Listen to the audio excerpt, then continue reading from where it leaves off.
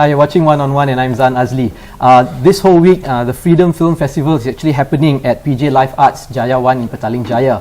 And one of the highlights of the film festival is actually a Malaysian film called The Ambang, Stateless in Sabah. It's a documentary that follows two main characters in Sabah. One's a Bajau, one's a Sulu, who are stateless, neither Malaysians nor Filipinos. And together with us today are the two filmmakers, Vila Somiah and Azliana Aziz. Hi. Hello, ladies. Hi. Thank you so much for coming. Thank you for having us. There is another third filmmaker that is part of your team who made this film, like Matt Fillmore, right? Yes, yes. Very integral he's part. not here? No, he's currently still in America.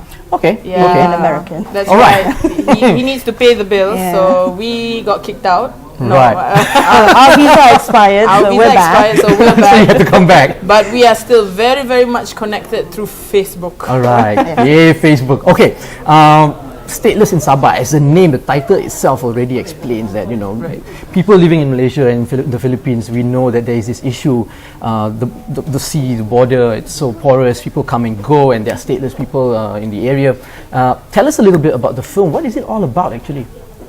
Well, I think really in a nutshell, the title is quite self-explanatory. It's about... It's like a thesis statement. It's like my hypothesis lah. You know, being in academics, we try to keep close to that field. Yeah, it's really about stateless people. I think the whole idea kind of came about because I may not look it, but I'm Sabahan, and my mom is Sabahan. I was born there, and you know, as a kid, when you go to the wet market, the Pasar Philippines in KK, I used to see a lot of these Filipino children. I mean, they could have been Indonesian as well. I don't want to generalize. I don't want to generalize it that way.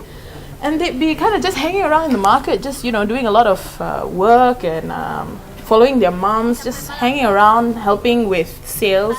And I used to wonder, why don't these kids go to school? Now, of course, at 7, I used to think, it's quite chill lah, you know, you don't have to go to school, you can totally hang out with fishes every day. But when you get older, you kind of wonder, why aren't these kids going to school? And yeah, I told Azliana and I have known each other for 10 years. 10 years. 10 years, we're very old. No, I don't look it, but... No, you guys don't look it at all. Thank you, Zan. I'll give you the 50 ringgit I owe you. Thanks for saying that. And you know, when I met Azliana at university, it was an issue, one of those days, you know, you want to ponting sekolah, so you kind of talk, and yeah, I brought it up with her, and she It thought... was in between classes. Yeah, in between classes. Okay, good one. You know, the tak ponteng, it was in between classes. She decided... Whether or not the next class we went to is a different story, but it was in between classes. I think when she told me about it, and this was like what, 5, 6 years? Yeah, years ago? 5, 6 years ago, huh? A long time ago. Right. But when she did tell me about it, I hadn't ever heard of stateless people within Sabah. Already the concept of stateless people was a revolutionary concept to my young mind. Now you're not from Sabah, No. right? Okay, you're from... Not that it's a bad thing. No. You're from Johor, right? I don't know where that came out. No, I'm actually okay. not from Johor. My Okay, where father you- is. All right, But okay. IC-wise, I'm from KL. That's 10. No. 11. I'm 7-1 because 7-1. I was born overseas, but IC-wise, I'm from KL. Okay. All right, okay, go on. Where was I? Oh, yes. When she told me about it a long time ago, I didn't even believe this happened. And just to prove her wrong and saying, you're a liar, this does not exist, I went about and asked a lot of other people, and most of them were from the peninsula. Right. A lot of them didn't know what it was either. But then eventually I decided to do proper research and Google it and stuff. And then I realized that it actually does happen. It's just that nobody knows about it, especially nobody in the peninsula. Right. Which is why we decided that this is an issue or a story. Nowadays, people know about it a lot more because of the Lahadatu incursion and the RCI. But back then, it was completely like, are you sure this happens? Yeah, So, and also to kind of add to Azliana, I think I was one of those Sabahans who was born there. And then I went over to Penang, did a lot of my early education, went to Kuala Lumpur, met Azliana, jadi budak jahat. And it doesn't sound like a bad influence. yeah, Azliana was a bad influence, but she's Not the other way around. No, I'm the good one here. And you know, I think for a long time I was also kind of trying to reconnect with my Sabahan roots, and I guess when you're that age and you're finding yourself, I kind of turn to a lot of like, what are the general ideas about Sabah, and I guess one of the big defining issues about it is really the presence of undocumented persons or residences from either the Philippines or Indonesia, and it's very hard to get this topic out because, in many ways it's sensitive. Right. But, like many things we do in life, we decided to be kamikaze. We wanted to see if we could make a documentary about an issue that has not been talked about. Okay. So in the film, you guys follow two main characters, Yes, right? two families. Two families, yeah. Tell us about the families and what did you find? What did you see? What did you observe? Well, the reasons why we chose both families was many pronged. Partly because they were actually quite charismatic and they looked good on screen and they could project themselves well.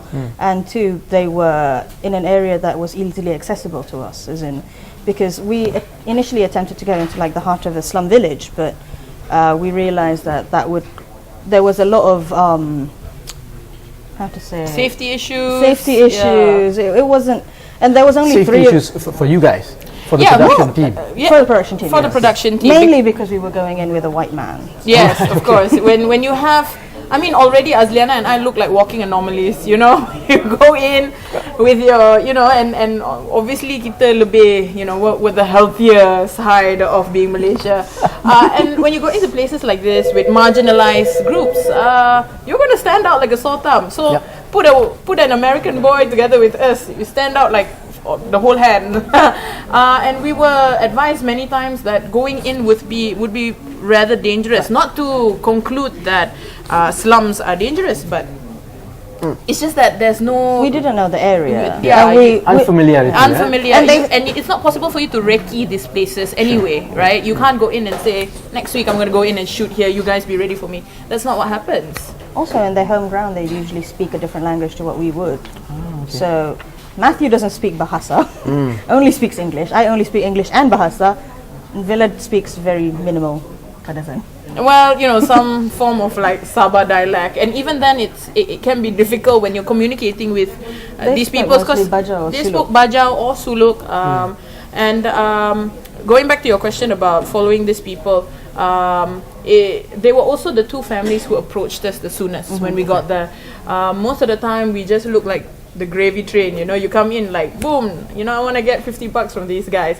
But we were just a bunch of students. We had very little money. In terms of funding, we had to really do a lot of stuff ourselves. Azliana, my producer, can tell you about really scraping the walls for trying to just get an extra 50 cents, for example. So we were tight in terms of budget, but these guys came in and they were just like, hey, we've got a story to tell and you want to tell a story, and I think we can kind of work things out here because this is a life that sucks. It's tiring.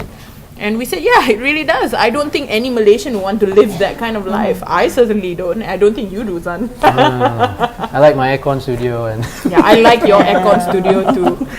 so these families, what kind of life do they have? Tell us a little bit about them, these two families. They live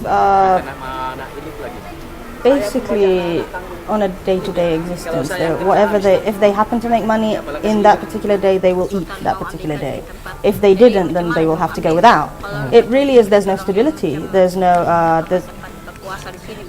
If you want to talk about savings, they just laugh at you. But and for the most part, they didn't even have actually proper homes. Okay. One of the families lived in a tent for the longest time, pitched up on the beach. And now they do not have any documents, so that means they can't get any legit jobs, and their children can't get into school. I'm assuming. They're mostly illiterate as well. They're illiterate as well. Yes, they're illiterate. And also, Completely. another thing to look at is maybe schools and jobs aside, and of course they're just important, but it's also a health issue. For us, in the worst case scenario, and I used to tell this to Azliana when we were in the States, if I'm anywhere in Malaysia and I'm dead broke, all I have to do is go to a government hospital, pay RM1, or even say I don't even have RM1, and you'll get some form of medical help. In fact, really good medical help. And for them, even if they made enough money to pay, it's not possible, because I think a lot of people are very afraid. You know, they skirt around this issue of statelessness, right? They would rather not be involved. And therefore, if you have to, and I'm certain a lot of people do it out of the goodness of their hearts, but sometimes if, for example, if you were a clinic and you became this hub for all these undocumented persons to come in, it could be a problem with authorities. So everything is a problem. Everything. Do they see themselves as Malaysians? They see themselves as Sabahan. Yes. They do? Okay. Yes, they do. And I think that's sorry, because especially the children and some of the parents as well, a lot of them are born in Sabah, so they don't know anything else. They only know Sabah. Okay. And I think that's an interesting thing though, because they don't necessarily say saya orang Malaysia or I'm Malaysian. Yeah. They say I'm Sabahan, and they see Sabah as an entity that stands alone. And I think, you know, at the end of the day, with our anthropology background, that's big word, big word. That's something that we find very fascinating, because they have an affinity or an affiliation, loyalty to a state, but not necessarily to a country, and that's how they kind of see it. Right. Culturally, they claim that they are of whatever land they are born, so that land happens to be Sabah. Okay. And okay, now these two characters, the head of the families, it's Han and Evelyn, right? Yes. So Han is a Han is a bajau laut. Right. Bajau Lauts are the Xenomads. Xenomads. okay, and Evelyn. Evelyn, Part bajau, part Sulu. yeah, she is. But towards the end of the film, she kind of exposes to us the very much more Sulu side of her. And of course, at that time when we were filming during the Sulu incursion, it was a dangerous thing to do, because nobody wanted to be Sulu, right? So you were there during that time. We were the brave ones that really went I think in. we were the only camera crew within Lahadatu. That's right. There At were that some, particular time, some foreign news groups were asked to leave at that time, because I guess they had gone against some form of protocol, and we were the last standing crew with a camera. The day we arrived, I think we saw Al Jazeera had got sent back. Yeah, that was a big issue. And I'm guessing you guys had a minimal crew, and it was you guys were discreet, I guess. So that's how you got to stay As discreet as you can be with a proper HD camera and a boom mic. Boom light, HD camera, an American code director, As discreet as you can be with that. and two women just walking around asking people questions. I mean, it's difficult to be discreet when you have a camera. You should know that. You are the circus of the town, right? And trying to be invisible with a camera is like asking an elephant to hide behind a pokok tebu. It's impossible. Okay.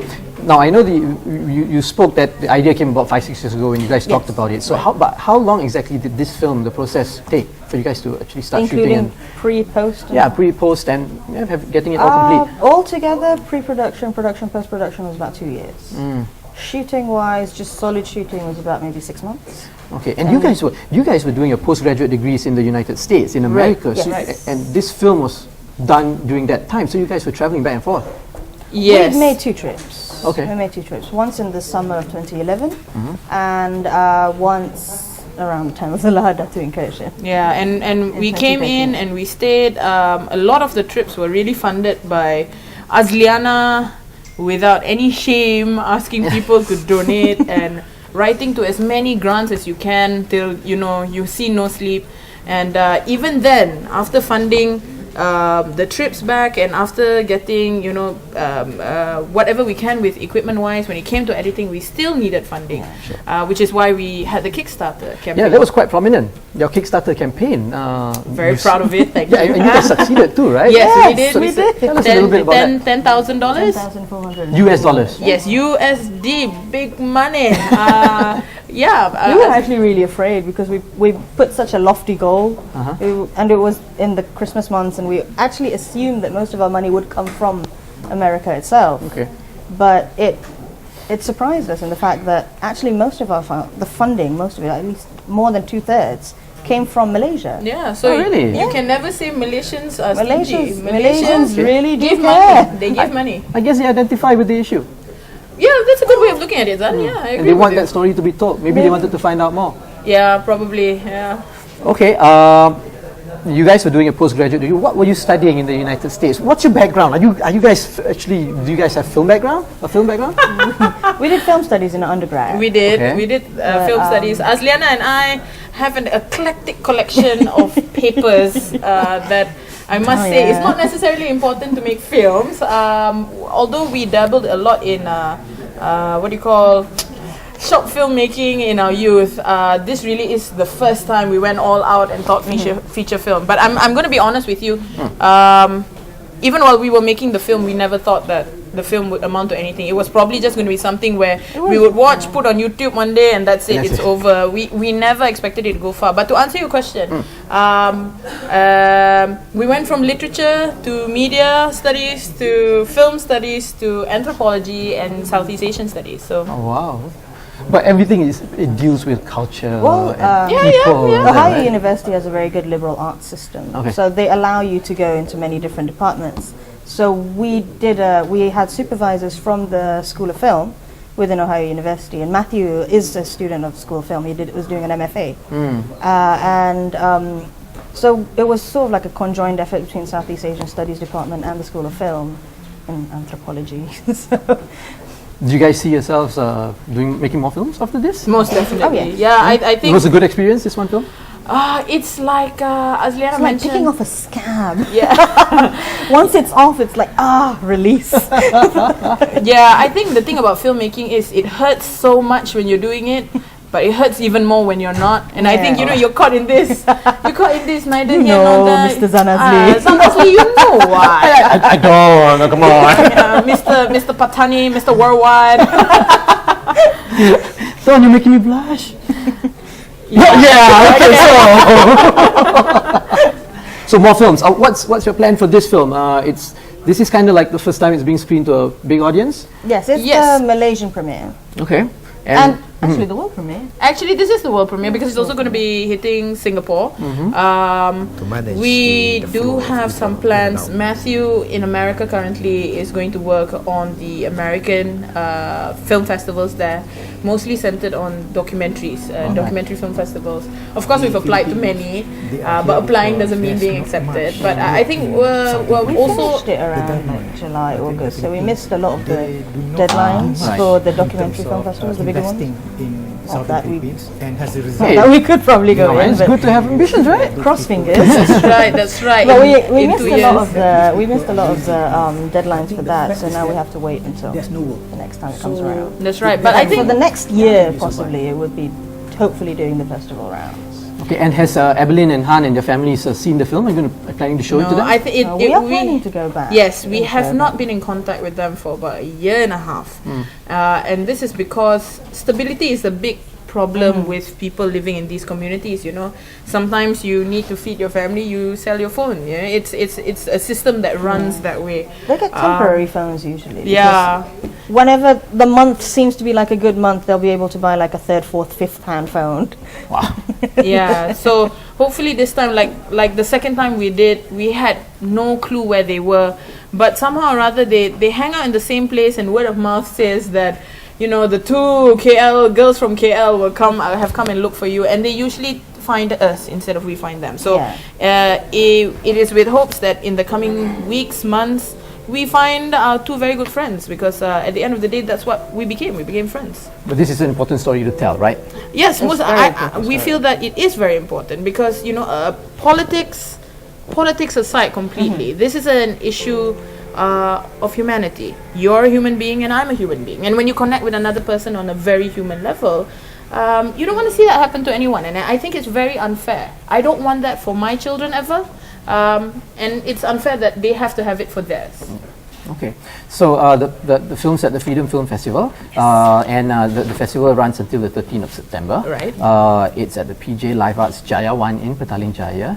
You guys are going to stay throughout the festival to watch films? Hopefully, I hope Hopefully, you yes. do too. Yeah, I'll be going. And for anybody out there who has not, by the time this screens, of course, don't just come and watch the movie for us. I think it's very important to They're give. screening our film in other states as Yeah, well. but what I was going to say. Check out the website. Yeah, go and support local filmmakers, because I think when you mobilize and you give local filmmakers agency, we have probably It's a a very chance big to boost of confidence. as Yeah, well. it's a great And we boost can of tell confidence. you from experience because we weren't sure we'd be supported either, and then we got all that Kickstarter support. It's just like, it's like a pat on the back and saying like, yeah, Legitimizes it, right? It legitimizes everything. So where can people find out more information about your film? Well, they can go to our website, which is theambangfilm.com. I mean that's or our Facebook page, the Ambang. Diamba. All right, cool. Hey, thank you very much, Vila. Thank you. Azliana, for spending time with us. And Thank you so It much. was a Thank you very much. pleasure. Boom, boom, boom, clap. Zam. Right.